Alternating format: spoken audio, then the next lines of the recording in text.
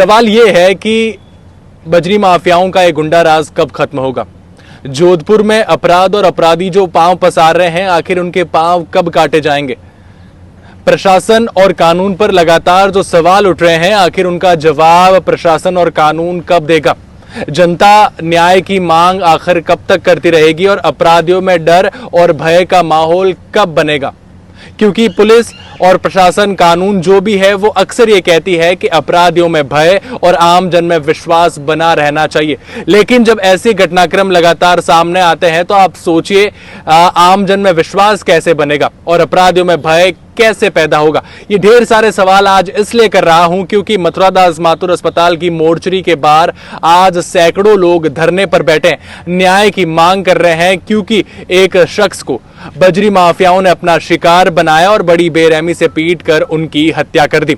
Sir, मैं पूरा घटनाक्रम आपसे जानना चाहूंगा।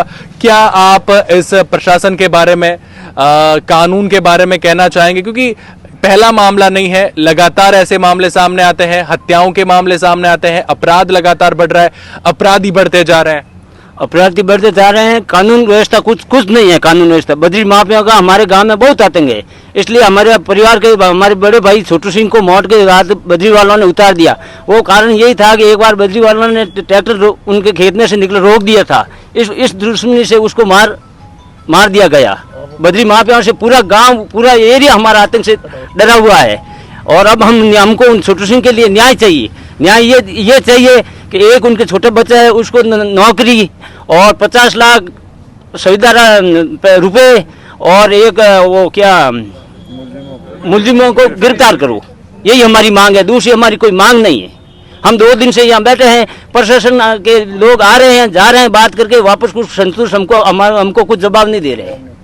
अच्छा, मैं आपसे जानना चाहूंगा कि बजरी माफियाओं की अगर बात चलती है तो पहले भी, कुछ महीनों पहले की अगर बात की जाए तो एक पुलिस कर्मी जो था, उन पर भी उन्होंने वाहन चढ़ाया और उस पुलिसकर्मी की मौत हो गई थी। आज अभी 2 दिन पहले की बात की जाए तो आपके साथी के साथ बजरी माफिया मारपीट करते हैं, उनकी मौत हो जाती है और पुलिस और प्रशासन जो है हाथ पर हाथ धरे रह जाते हैं। कहीं ना कहीं मिलीजुली सरकारें चल रही है। बजरी माफिया कौन चला रहा है? बजरी माफियाओं को सरकार की सह है, इसीलिए बजरी माफिया आज तक चल रहे हैं। गांव के अंदर क्षत्रिय को देखा जाए तो सबकी रक्षा का टारगेट है।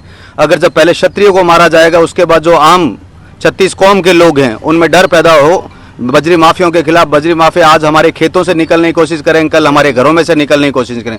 राष्ट्रीय करनी सेना गवर्नमेंट को चैलेंज करती है, अगले कुछ ही दिनों में अगर बजरी माफियाओं को नहीं रोका गया और छोटू सिंह को कुछ ही घंटों में न्याय नहीं दिया जाता है तो करनी सेना व्यापक स्तर धरना प्रदर्शन करेगी, जिसके लिए जानी जाती है। और हमने ये 70 साल पहले राज दिया है लोकतंत्र व्यवस्था ने। हम मरना और मारना आज तक नहीं भूले हैं।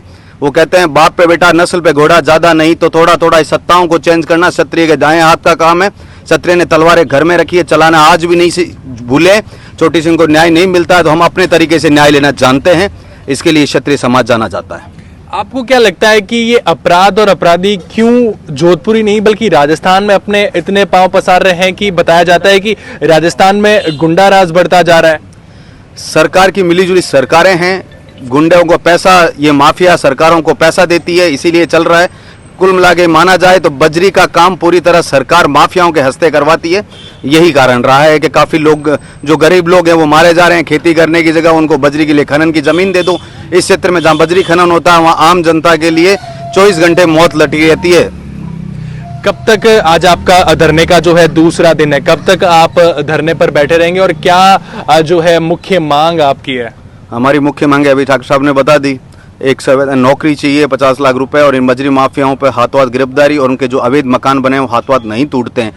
तो कुछ ही घंटों में हमारे समाज के प्रभुजनों 36 कौम के लोग यहाँ इकट्ठे हैं। कुछ ही घंटों के सरकार को मोहलत देंगे, नहीं तो हमें न्याय लेना और न्याय करना हम भूले नहीं है। हमें आता है, रोडें जाम करना भी आता है और मरना मारना भी आता है, इसलिए कोई बड़ी बात नहीं है। सरकार को हम मौका दे रहे हैं कि हमारे बुजुर्गों ने जो संविधान बनाया, जिस संविधान में विश्वास रखा, उसकी एक सीमा होती है। सीमा टूटने के बाद जैसे जिस चीज के लिए क्षत्रिय जाना जाता है वही काम क्षत्रिय वापस करने के लिए जाना जाएगा। अधिकारी कल आपसे वार्ता करके गए थे, क्या उनसे आपकी वार्ता हुई? क्या आप उनके जवाब से संतुष्ट हैं या अभी भी कहीं ना कहीं कोई कमी नजर आई है आपको? अधिकारी एक खाना पूर्ति करने के लिए आए थे।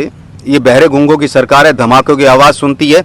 धमाका हमारे साथ है, हम धमाका करेंगे तो सरकार भी यहीं आ जाएगी और अधिकारी भी यहीं आ जाएंगे।